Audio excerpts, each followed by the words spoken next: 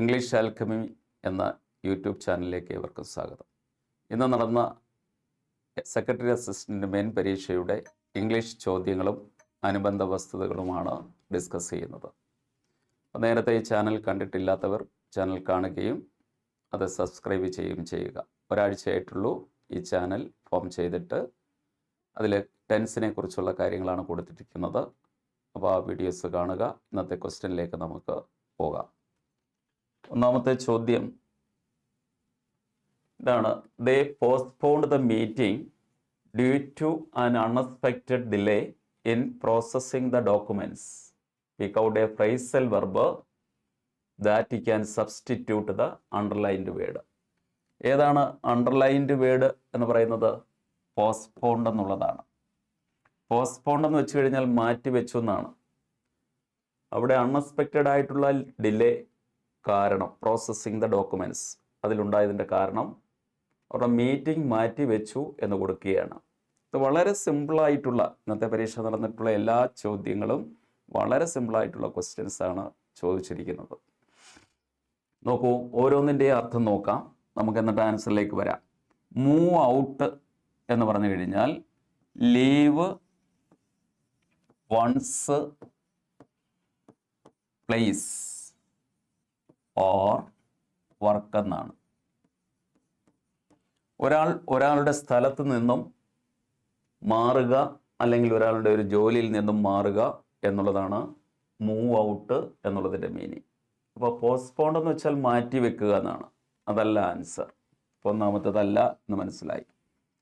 Took of എന്നുള്ളതാണ്. അപ്പോൾ അത് ടേക്ക് ഓഫിൻ്റെ പാസ്റ്റാണ് ടുക്ക് ഓഫ് എന്നുള്ളത്. ഇപ്പോൾ ടേക്ക് ഓഫ് എന്ന് വെച്ച് കഴിഞ്ഞാൽ എന്താണ്? ബിക്കം എയർബോൺ എന്നാണ്. അപ്പോൾ വിമാനവും മറ്റും പറന്നുയരുക, അതിന് ടേക്ക് ഓഫ് എന്ന് പറയും. അതുപോലെ തന്നെ മറ്റൊരു മീനിങ് ഉണ്ട് ടേക്ക് ഓഫിന്. റിമൂവ് എന്നൊരു മീനിങ് ഉണ്ട്. Take off your shoe, take off your overcoat എന്ന് പറയും. അപ്പോൾ ഇതും അതല്ല, പോസ്റ്റ്പോൺ മാറ്റി വെക്കുക എന്നുള്ളതല്ല. ടേക്ക് ഔട്ട് എന്നുള്ളതാണ് അടുത്തത്. ടേക്ക് ഔട്ട് എന്ന് പറയുമ്പോൾ അത് ഒരാളോടൊപ്പം പോവുക, അല്ലെങ്കിൽ ഒരാളെ സപ്പോർട്ടായിട്ട് പോവുക എന്നുള്ള അർത്ഥം. എസ്കോർട്ട് ചെയ്യുക എന്ന് പറയും. എസ്കോർട്ട് സംവൺ എന്നുള്ളതാണ് വരുന്നത്. ഒരാളോടൊപ്പം പോവുക, എസ്കോർട്ട് സംവൺ.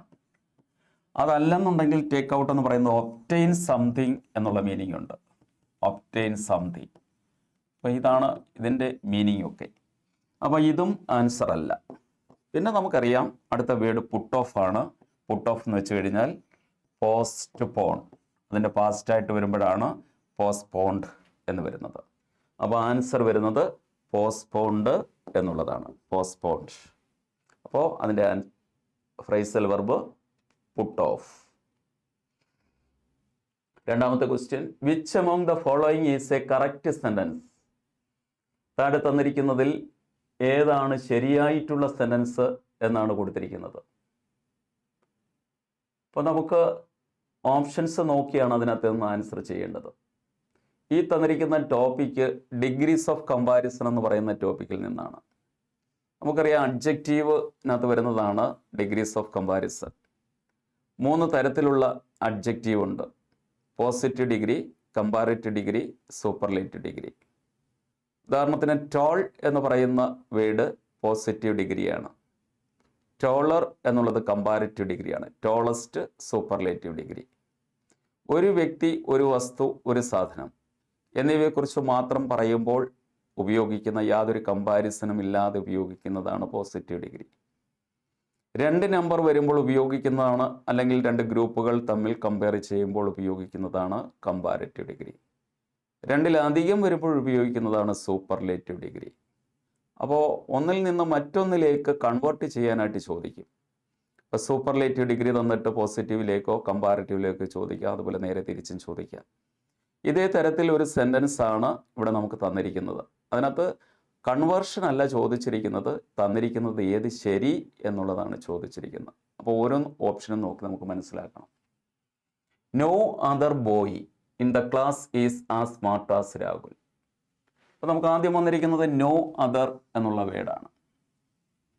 നോ അതർ എന്ന് പറയുന്നത് പോസിറ്റീവ് ഡിഗ്രിയിലാണ് വരുന്നത്. പിന്നെ നോ അതറിന് ശേഷം ബോയ് വന്നിട്ടുണ്ട്, ശരിയാണ്. നോ അതറിന് ശേഷം സിംഗുലർ ആയിട്ടുള്ളതേ വരത്തുള്ളൂ. ഇൻ ദ ക്ലാസ് എന്നുള്ളത് റെസ്റ്റ് പാർട്ടാണ്. ഈസ് എന്ന് പറയുന്ന സിംഗുലർ വെർബ് വരും.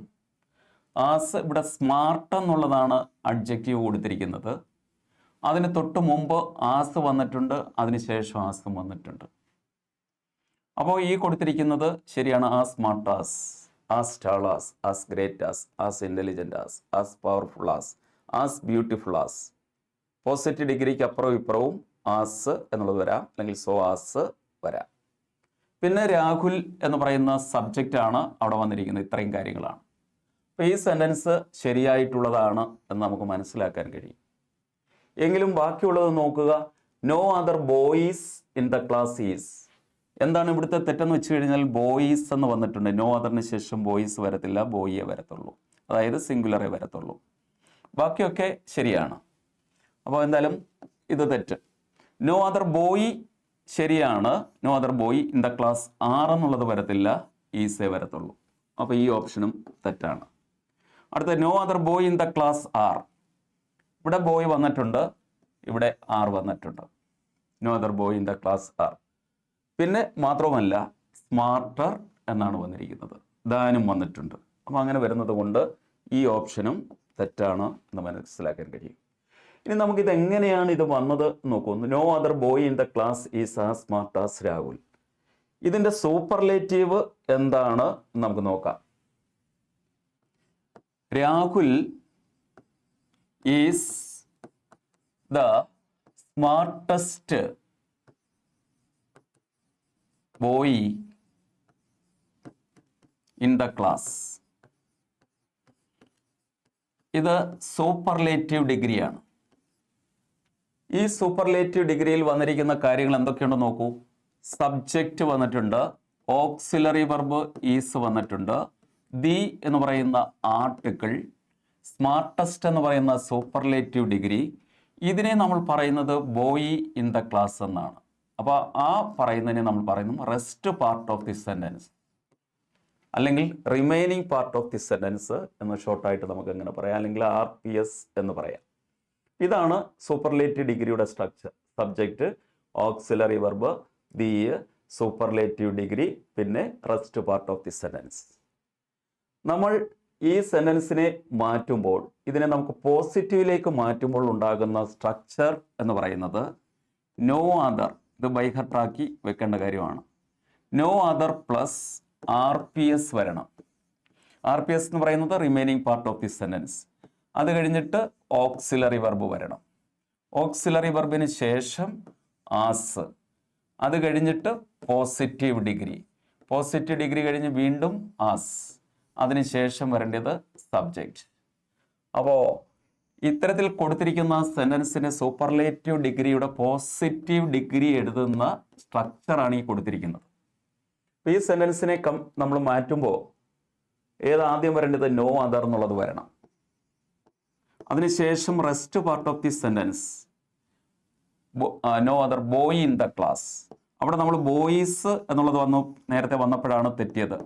Boy in the class, no other boy in the class. Auxiliary verb വരണം. അപ്പോൾ no other boy in the ക്ലാസ്സിന് ശേഷം വരുന്നത് സിംഗുലർ ആയിട്ടുള്ളത് വരത്തുള്ളൂ, ഈസ്. ഇനി എന്ത് വേണം? ആസ് കൊടുക്കണം. പോസിറ്റീവ് ഡിഗ്രി, സ്മാർട്ടസ്റ്റ് എന്നുള്ളതിൻ്റെ സ്മാർട്ട്, സ്മാർട്ടർ, സ്മാർട്ടസ്റ്റ്. അപ്പോൾ സ്മാർട്ട് എന്നുള്ളതാണ് ഇവിടുത്തെ പോസിറ്റീവ് ഡിഗ്രി. വീണ്ടും ആസ് കൊടുക്കണം. സബ്ജക്റ്റ് കൊടുക്കണം. സബ്ജക്റ്റ് ആരാണ്? രാഹുൽ. ഇതാണ് ഈ സൂപ്പർലേറ്റീവ് ഡിഗ്രിയുടെ പോസിറ്റീവ് ഡിഗ്രിയാണ് ഈ കൊടുത്തിരിക്കുന്നത്. അപ്പോൾ ഇതിൻ്റെ അർത്ഥം രണ്ട് സെൻറ്റൻസ് നോക്കൂ. Rahul is the smartest boy in the class എന്ന് പറഞ്ഞാൽ ക്ലാസ്സിലെ ഏറ്റവും സ്മാർട്ടസ്റ്റ് ആയിട്ടുള്ള ആൺകുട്ടി രാഹുലാണ്. ഇതിൻ്റെ meaning no other boy in the class is as smart as Rahul എന്ന് പറഞ്ഞാൽ രാഹുലിനെ പോലെ സ്മാർട്ടായിട്ടുള്ള വേറെ ഒരു ആൺകുട്ടി ആ ക്ലാസ്സിൽ ഇല്ല എന്ന് പറഞ്ഞിരിക്കുന്നു. നമുക്ക് അടുത്ത ക്വസ്റ്റ്യനിലേക്ക് പോകാം. അപ്പോൾ അതിൻ്റെ ആൻസർ വന്നിരിക്കുന്നത് ഇതാണ് എന്ന് മനസ്സിലായല്ലോ.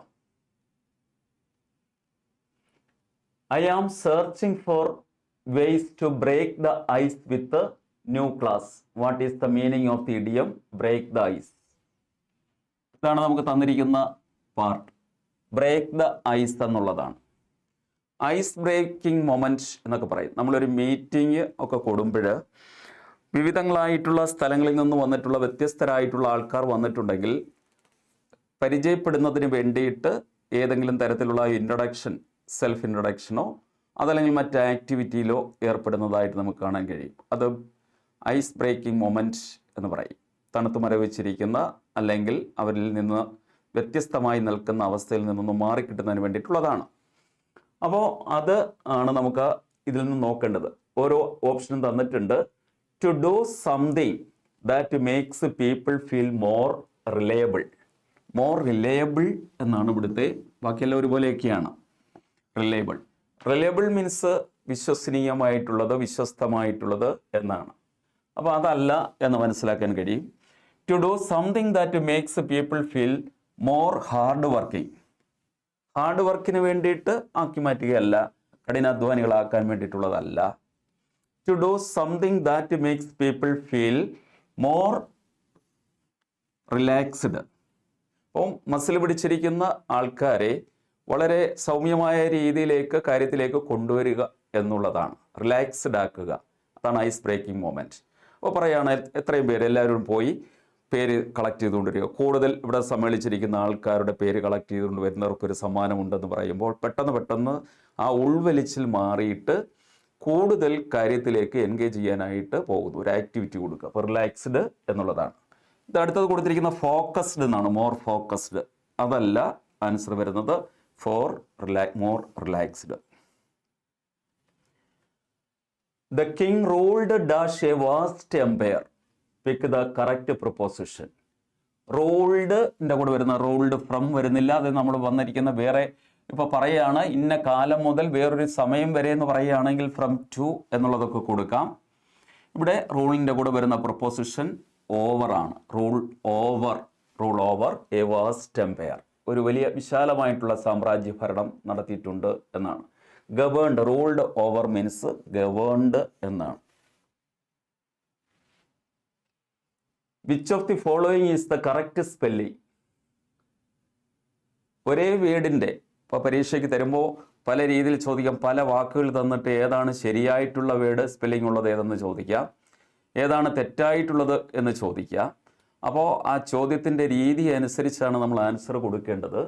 അപ്പോൾ ഇവിടെ കൊടുത്തിരിക്കുന്ന which of the following is the correct spelling, ശരിയായിട്ടുള്ള സ്പെല്ലിംഗ് ഏതെന്നാണ്. 2 C ഒരു S ആണ് കറക്റ്റ് ആയിട്ടുള്ളത്. 2 C ഒരു S. ഇവിടെ വന്നിരിക്കുന്നത് 1 C ഒരു S, ഇവിടെ 2 C 2 S, ഇവിടെ 2 C T. അപ്പോൾ ഇതൊന്നുമല്ല ആൻസർ വരുന്നത്. അപ്പോൾ ആൻസർ ഒക്കേഷൻ OCCASION, സന്ദർഭം, ചാൻസ്, അവസരം.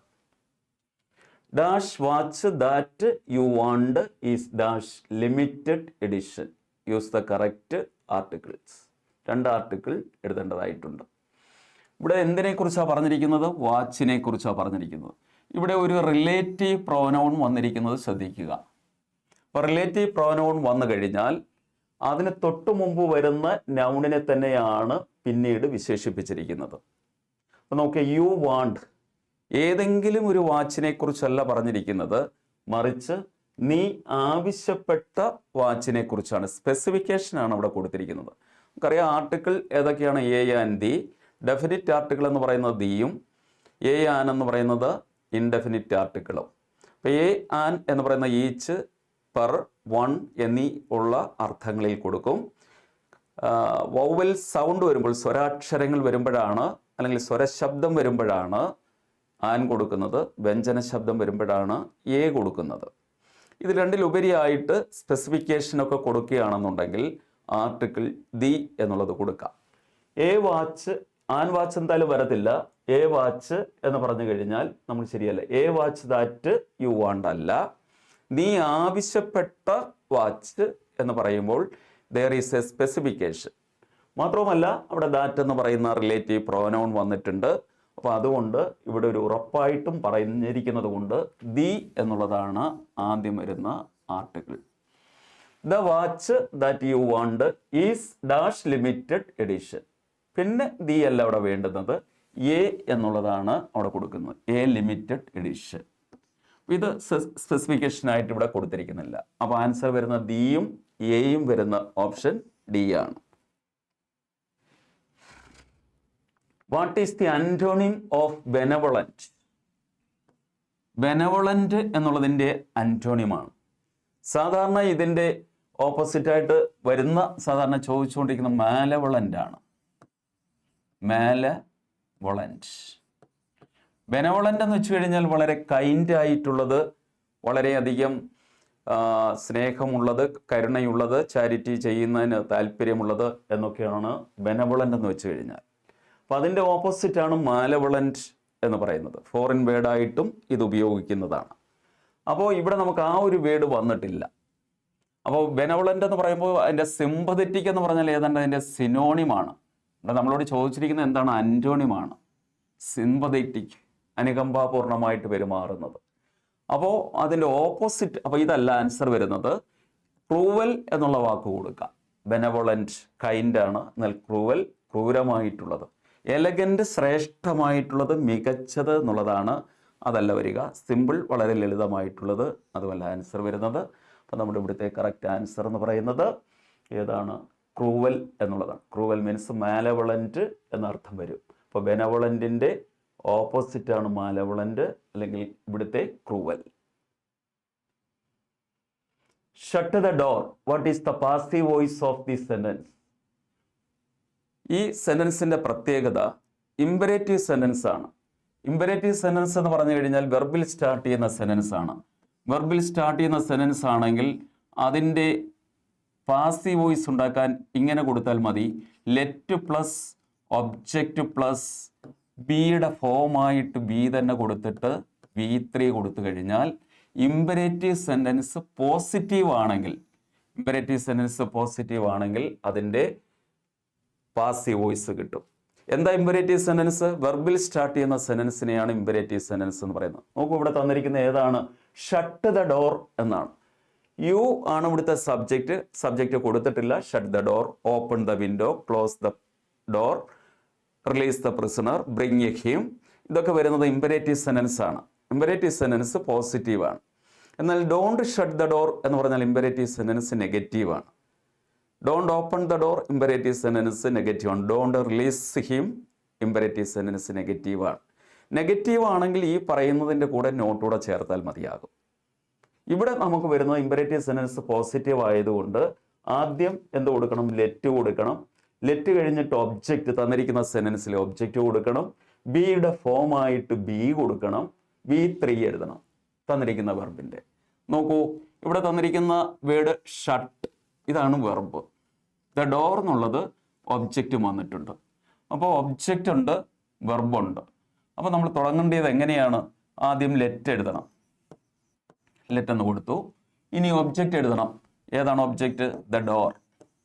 Let the door. ഇനി കൊടുക്കേണ്ടത് എന്താ? ബിയുടെ ഫോം. ബി തന്നെയാണ് ഇമ്പരേറ്റീവ് സെന്റൻസ്. ലെറ്റിന് ശേഷം ബേസ് ഫോമായിട്ട് കൊടുക്കും. V3 ഫോം വേണം. ഷട്ട് എന്നുള്ളതിൻ്റെ V3 എന്താണ്? ഷട്ട് തന്നെയാണ്. Shut. Let the door be shut. അങ്ങനെ വന്നിരിക്കുന്നത് നോക്കൂ. Let the door be shut. ഇതാണ് answer. someone has to shut the door. തെറ്റ്. You have to shut the door, അത് ആൻസർ അല്ല. പ്ലീസ് ഷട്ട് ദ ഡോർ, അതും ആൻസർ അല്ല. അപ്പോൾ answer let the door be shut. What is the one word for a person who always looks at things in a positive manner? അതായത് എല്ലാ കാര്യങ്ങളിലും ശുഭാപ്തി വിശ്വാസമുള്ള വ്യക്തിയെ ആണ് ഇവിടെ സൂചിപ്പിച്ചിരിക്കുന്നത്. നന്നായിട്ട് നടക്കും, നല്ല രീതിയിൽ പോകും എന്നൊക്കെ ചിന്തിക്കുന്ന, പോസിറ്റീവായിട്ട് ചിന്തിക്കുന്ന വ്യക്തിയെക്കുറിച്ചാണ് ചോദിച്ചിരിക്കുന്നത്. അതിനുള്ള വേർഡാണ്. ഇതൊക്കെ ഒരുപാട് പ്രാവശ്യം ചോദിച്ചിട്ടുള്ള വേർഡുകൾ തന്നെയാണ്. ഒപ്റ്റിമിസ്റ്റ് എന്നുള്ളതാണ് അതിൻ്റെ meaning. One who believes positively, one who thinks positively, one who believes that everything will happen in a right manner. അങ്ങനെ ചിന്തിക്കുന്നതാണ് ഒപ്റ്റിമിസ്റ്റ്, ശുഭാപ്തി വിശ്വാസി എന്ന് പറയും. ഇതിൻ്റെ ഓപ്പോസിറ്റാണ് ഈ കൊടുത്തിരിക്കുന്നത് പെസിമിസ്റ്റ് എന്നുള്ളത്. one who thinks negatively, ശരിയാവില്ല, ഒന്നും കറക്റ്റ് ആവില്ല എന്ന് ഒരു നെഗറ്റീവ് അങ്ങനെയുള്ള ഒരു ചിന്തയോടുകൂടി പ്രവർത്തിക്കുന്ന ആളിനെയാണ് പെസിമിസ്റ്റ്. അശുഭാപ്തി വിശ്വാസി എന്ന് പറയും. ശുഭാപ്തി വിശ്വാസം ഇല്ലാത്ത ആൾ. അപ്പോൾ അടുത്ത 2 വേർഡുകൾ നോക്കൂ. എന്താണ് നാർസിസിസ്റ്റ് എന്ന് പറഞ്ഞു കഴിഞ്ഞാൽ? Narcissist means A person who has high opinion about himself. അപ്പോൾ അതുകൊണ്ട് തന്നെ സ്വയം വലിയ ആളാണ് എന്ന് ചിന്തിക്കുകയും അപ്പോൾ മറ്റുള്ളവരോട് കൂടി യാതൊരു തരത്തിലുള്ള കൈൻഡോ അല്ലെങ്കിൽ മറ്റുള്ളവരെ പരിഗണിക്കാതിരിക്കുകയോ ചെയ്യുന്ന അത്തരത്തിലുള്ള ഒരുതരം മെൻ്റൽ ഡിസോർഡർ ആയിട്ടുള്ള ഒന്നിനെയാണ് നാർസിസിസ്റ്റ്. അങ്ങനെയുള്ള വ്യക്തികളാണ് നാർസിസിസ്റ്റ് എന്ന് പറയുന്നത്. അതൊരു സൈക്കോളജിക്കൽ ഡിഫക്റ്റ് ആയിട്ടാണ് കരുതുന്നത്. താൻ വളരെ വലുതാണ്, അല്ലെങ്കിൽ തൻ്റെ പൊസിഷൻ വളരെ വലുതാണ്, അല്ലെങ്കിൽ ഹൈ പൊസിഷനിലാണ്, മറ്റുള്ളവർ അത്രയില്ല എന്ന് ചിന്തിക്കുന്നു. സുപ്പീരിയോറിറ്റി കോംപ്ലക്സ് അതിൻ്റെ മറ്റൊരു ഘടകമാണ്. അപ്പോൾ ഇതൊരു സൈക്കോളജിക്കൽ ഡിഫക്റ്റ് ആയിട്ടുള്ള വ്യക്തിയാണ് നാർസിസിസ്റ്റ് എന്ന് പറയുന്നത്. A person or one who things have high opinion. A person has high opinion about himself and cannot consider other people as equal.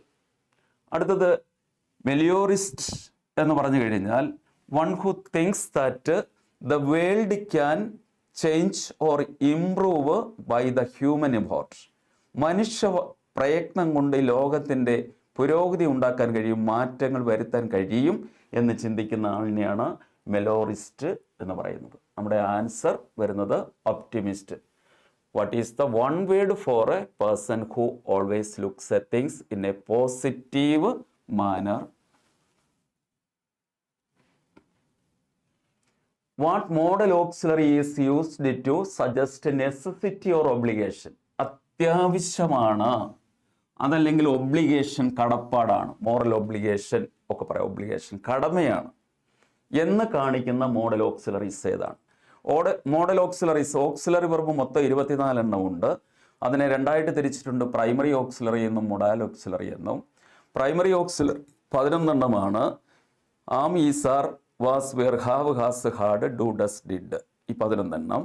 Model auxiliaries എന്ന് പറയുന്നത് will, would, shall, should, can, could, may, might, must, dare, need, ought to, used to, ഈ 13 എണ്ണം. അതിൽ 4 എണ്ണം ഇവിടെ കൊടുത്തിരിക്കുന്ന shall future ടെൻസിനെ കാണിക്കാൻ ഉപയോഗിക്കുന്നതാണ്. അപ്പോൾ അത് I shall do it, I shall complete the work എന്നൊക്കെ പറയുന്നതാണ്. പ്രസൻറ്റ് എബിലിറ്റി കാണിക്കാൻ ഉപയോഗിക്കുന്നതാണ് ക്യാൻ കൊടുക്കുന്നത്. മൈറ്റ് എന്ന് പറയുന്നത് ലെസ് പോസിബിലിറ്റി കാണിക്കാൻ ഉപയോഗിക്കുന്ന മേയുടെ പാസ്റ്റായിട്ട് ഉപയോഗിക്കുന്നതാണ് മൈറ്റ്. അപ്പോൾ the principal said that tomorrow might be holiday എന്ന് പറയാം. അപ്പോൾ നമുക്കല്ലെങ്കിൽ വിൽ എന്ന് പറയുന്ന അല്ലെങ്കിൽ അതുപോലെ തരുന്ന വില്ലിൻ്റെ പാസ്റ്റ് ഫോം വുഡ് എന്ന് പറയുന്നത് പോലെയുള്ള മൈറ്റ് എന്നുള്ളത് സാധ്യതയുണ്ട് എന്ന് പറയുകയാണ്. ദേ said that it might train tomorrow. Must ആണ് ഇവിടുത്തെ ആൻസർ വരുന്നത്. മസ്റ്റ് എന്താണ്? മോറൽ ഒബ്ലിഗേഷൻ അല്ലെങ്കിൽ കടപ്പാട്. മോറൽ ഒബ്ലിഗേഷനെ കാണിക്കാൻ നമുക്ക് ഷുഡൊക്കെ കൊടുക്കാം, വേറെയും കൊടുക്കാം. ഇതിപ്പോൾ ഒബ്ലിഗേഷനാണ്, നെസസിറ്റിയാണ്. You must bring the notebook in the classroom. ക്ലാസ് റൂമിൽ നോട്ട് ബുക്ക് മസ്റ്റായിട്ട് നീ കൊണ്ടുവരണം, അതിൻ്റെ കടമയാണ് എന്ന് പറയാണ്. You must serve your parents, you must respect your elders. ഇതിന് പകരമായിട്ട് വേറെ നമുക്ക് കൊടുക്കാം. ഓട്ട് ടു ഈ ഒബ്ലിഗേഷനെ കാണിക്കാൻ കൊടുക്കുന്നുണ്ട്. ഷുഡ് അതുപോലെ ഉപയോഗിക്കുന്നുണ്ട്. ഷാലിൻ്റെ പാസ്റ്റ് ഫോം ആയിട്ടുള്ള ഷുഡ് ഉപയോഗിക്കുന്നുണ്ട്. ഇവിടെ തന്നിരിക്കുന്നത് നിന്ന് മസ്റ്റ് ആൻസറാണ്. Neither Riya nor Jina dash any knowledge of the incident. ഇവിടെ നോക്കൂ, 2 സബ്ജക്റ്റ് വന്നിട്ടുണ്ട്. ഏതൊക്കെയാണ്? റിയയും ജിനയും വന്നിട്ടുണ്ട്. ഇതിനെ യോജിപ്പിക്കാൻ ഉപയോഗിച്ചിരിക്കുന്നത് നെയ്തർ നോർ കൊണ്ടാണ്. Neither nor. അപ്പോൾ ഇത് കോറിലേറ്റീവ് കൺജങ്ഷനാണ് നെയ്തർ നോർ. അതുപോലെ വരുന്നതാണ് എയ്തർ ഓറ്. നെയ്തർ നോർ പോലെ എയ്തർ ഓറ്, പിന്നെ ഓറ് മാത്രം, അതുപോലെ നോറ് മാത്രം. പിന്നെ വരുന്നത് നോട്ട് ഓൺലി ബട്ട് ഓൾസോ. ഇതും കോറിലേറ്റീവ് കൺജങ്ഷനകത്ത് ഉൾപ്പെടുന്നതാണ്, നോട്ട് ഓൺലി ബട്ട് ഓൾസോ. അതുപോലെ മറ്റ് ഒരെണ്ണമാണ് നൺ ബട്ട്. ഈ പറയുന്നതൊക്കെ കൺജങ്ഷൻസ് ആണ്. ഈ കൺജങ്ഷൻസ് ഒക്കെ കൊണ്ട് 2 സബ്ജക്റ്റുകളെ യോജിപ്പിച്ചു കഴിഞ്ഞാൽ verb agrees with the first second noun. Verb agrees with the second noun or pronoun. രണ്ടാമത് വന്നിരിക്കുന്ന നൗണ് അല്ലെങ്കിൽ പ്രോനൗൺ ഏതാണോ അതിനനുസരിച്ച് കൊടുക്കണം. ഏതൊക്കെ ടേംസ് ആണ്? Either or, neither nor, or, nor, not only but also, none but എന്നിവ കൊണ്ട് രണ്ട് നാമങ്ങളെ ചേർത്തെഴുതുമ്പോൾ രണ്ടാമത്തെ നാമത്തിനനുസരിച്ചുള്ള ക്രിയ കൊടുക്കണം. If the second noun is singular, verb will be singular. If the second noun is plural, plural verb will be used. അപ്പോൾ അവിടെ നമ്മൾ ആദ്യത്തെ നൗണിനെ കുറിച്ച് പരിഗണിക്കുകയേ വേണ്ട. അപ്പോൾ ഇവിടെ തന്നിരിക്കുന്നത് നോക്കൂ, റിയയും ജിനയുമാണ് തന്നിരിക്കുന്നത്. അപ്പോൾ രണ്ടാമത്തേതാണ് പരിഗണിക്കേണ്ടത്. ജിന എന്നുള്ളത് സിംഗുലർ ആണ്, name of A person singular ആണ്. അപ്പോൾ സിംഗുലർ വെർബ് വരണം. ഹാസ് സിംഗുലർ ആണ് വന്നേക്കാം, ഹാവ് പ്ലൂറലാണ് വരത്തില്ല, വേർ പ്ലൂറലാണ് വരത്തില്ല, ആറ് പ്ലൂറലാണ് വരത്തില്ല. അപ്പോൾ ആൻസർ വരുന്നത് ഹാസ് എന്നുള്ളതാണ്. Has any knowledge. നെയ്തർ വരുമ്പോൾ നെഗറ്റീവാണ്. നെയ്തർ നോറും നെഗറ്റീവാണ്, എയ്തർ ഓറ് പോസിറ്റീവാണ്. അതേസമയം ആസ് വെല്ലാസ് പോലെയുള്ളത് വരികയാണെന്നുണ്ടെങ്കിൽ എങ്ങനെയാണ്? ആസ് വെല്ലാസ് വരികയാണെങ്കിൽ രണ്ടാമത്തേതിന് അനുസരിച്ചല്ല, ആദ്യത്തേത് ഏതാണോ അതിനനുസരിച്ചാണ്.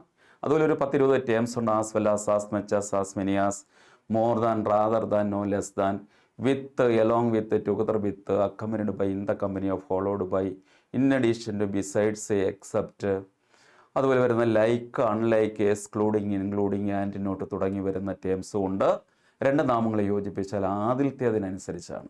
ഇവിടെ നമ്മൾ ഈ ടേംസ് ആണ് ഓർക്കേണ്ടത്. Either or, neither nor, or, nor, not only but also, none but കൊണ്ട് യോജിപ്പിച്ചാൽ രണ്ടാമത്തെ നാമത്തിനനുസരിച്ചായിരിക്കണം ആൻസർ കൊടുക്കുന്നത്. ഇവിടെ ആൻസർ വരുന്നത് ഹാസ് എന്നുള്ളതാണ്. What is the collective noun used for lions? ലയണിന് ഉപയോഗിക്കുന്ന കളക്റ്റീവ് നൗൺ, ലയണിന് ഉപയോഗിക്കുന്ന കളക്റ്റീവ് നൗൺ പ്രൈഡ് ആണ്. പ്രൈഡ് വേറെ അർത്ഥത്തിൽ നമ്മൾ ഉപയോഗിക്കാറുണ്ട്. പ്രൈഡ് അഭിമാനം, ആത്മാഭിമാനം, അങ്ങനെയൊക്കെയുള്ള അർത്ഥത്തിൽ, അന്തസ് എന്നൊക്കെയുള്ള അർത്ഥത്തിൽ ഉപയോഗിക്കും. കളക്റ്റീവ് നൗൺ എന്ന് പറഞ്ഞാൽ എന്താ? ഗ്രൂപ്പായിട്ട് വരുന്ന, ഇപ്പോൾ ഏതെങ്കിലും തരത്തിലുള്ള പേഴ്സൺസിൻ്റെയോ അല്ലെങ്കിൽ തിങ്സിൻ്റെയോ ഗ്രൂപ്പിനെ പറയുന്നതാണ് കളക്റ്റീവ് നൗൺ എന്ന് പറയുന്നത്. കളക്റ്റീവ് നൗൺ ഇവിടെ പ്രൈഡ് ഓഫ് ലയൺസ് എന്ന് പറയും. ലയണിൻ്റെ കളക്റ്റീവ് ലയൺസിൻ്റെ ഇതാണ് പ്രൈഡ് എന്ന് പറയുന്നത്. ഫ്ലീറ്റ് എന്ന് പറഞ്ഞാൽ എന്താണ്? ഫ്ലീറ്റ് ഷിപ്സിൻ്റെയാണ്. ഫ്ലീറ്റ് ഓഫ് ഷിപ്സ് ആണ്. സ്വാം ഓഫ് ഇത് ഇൻസെക്ട്സ് ആണ്. ഈ സ്മോൾ ഫ്ലൈസും ഇൻസെക്ട്സും പ്രാണികൾ ഇതൊക്കെ വരുന്നതിനെയാണ് സ്വാം എന്ന് പറയുന്നത്. മോബ് എന്ന് പറയുന്നത് പീപ്പിളാണ്. ഈ പീപ്പിൾ എന്ന് പറയുന്നതിനെ നമുക്ക് ഒരുപാട്, പീപ്പിളിൻ്റെ കളക്റ്റീവ് ആണെന്ന് പറയുന്നത് ഒരുപാടുണ്ട്. ക്രൗഡുണ്ട്, അസംബ്ലി ഉണ്ട്. നമ്മൾ ഇങ്ങനെ പറയുമ്പോൾ ക്രൗഡ് എന്ന് വെച്ചാൽ ഒരിടത്ത് കൂടി നിൽക്കുന്ന കുറേ ആൾക്കാരെ നമുക്ക് പറയാം, ക്രൗഡ് എന്ന് പറയാം. എന്നാൽ മോബ് എന്ന് പറഞ്ഞു കഴിഞ്ഞാൽ എന്താണ്? മോബ് അജിറ്റേറ്റഡ് ആയിട്ടുള്ള പീപ്പിളാണ്. അജിറ്റേറ്റഡ് എന്ന് പറയുമ്പോൾ അക്രമാസക്തരായിട്ടുള്ള അല്ലെങ്കിൽ ഏതെങ്കിലും സമരമുഖത്ത് നിൽക്കുന്ന ആൾക്കാരെയാണ് മോബ് എന്ന് പറയുന്നത്. കൂടുതലായിട്ട് ഉപയോഗിക്കുന്നത് അങ്ങനെയാണ്. ക്രൗഡ് എന്നാൽ അങ്ങനെയല്ല, ജനക്കൂട്ടം എന്നുള്ള അർത്ഥത്തിലേ ഉള്ളൂ. അതുപോലെ നമ്മൾ അസംബ്ലി എന്ന് പറഞ്ഞു കഴിഞ്ഞാൽ ഒരുപാട് ചേർന്ന് കൂടിയിരിക്കുന്ന, എന്തെങ്കിലും ഒരു പർപ്പസിന് വേണ്ടിയിട്ട് ചേർന്നിരിക്കുന്നവരെയാണ് നമ്മൾ അത്തരത്തിൽ പറയുന്ന അസംബ്ലി എന്ന് പറയുന്നത്. അപ്പോൾ ഇങ്ങനെ പല രീതിയിൽ ഉപയോഗിക്കുക. ഇവിടുത്തെ ആൻസർ എന്ന് പറയുന്നത് പ്രൈഡ് എന്നുള്ളതാണ്. Then please ask her to report today. Select a suitable question tag. അപ്പോൾ നമുക്ക് ക്വസ്റ്റ്യൻ ടാഗ് എന്ന് പറയുന്ന കൂട്ടത്തിൽ അതിനെക്കുറിച്ച് മനസ്സിലാക്കേണ്ടത്, ഒരു സെൻറ്റൻസിൻ്റെ അവസാനം ഒരു സ്റ്റേറ്റ്മെൻറ്റ് പോലെ ചേർക്കുന്ന ഭാഗത്തെയാണ് നമ്മൾ പറയുന്നത് ക്വസ്റ്റ്യൻ ടാഗ് എന്ന് പറയുന്നത്. ഇപ്പോൾ അവൻ ഇന്നലെ വന്നു എന്ന് പറയുന്നത് ഒരു സ്റ്റേറ്റ്മെൻ്റാണ്. അവൻ ഇന്നലെ വന്നു ഇല്ലേ എന്ന് ചോദിക്കുമ്പോൾ അത് ചോദ്യമായിട്ട് മാറി. താങ്കൾ ക്ലാസ് ശ്രദ്ധിക്കുകയാണ്, അത് ചോദ്യമല്ല. പക്ഷേ താങ്കൾ ക്ലാസ് ശ്രദ്ധിക്കുകയാണ് അല്ലേ എന്ന് ചോദിക്കുമ്പോൾ അത് ഇൻട്രോഗേറ്റീവ് സെൻറ്റൻസ് അല്ലെങ്കിൽ ക്വസ്റ്റ്യൻ ടാഗായിട്ട് മാറി, ടാഗ് ക്വസ്റ്റ്യനായിട്ട് മാറി.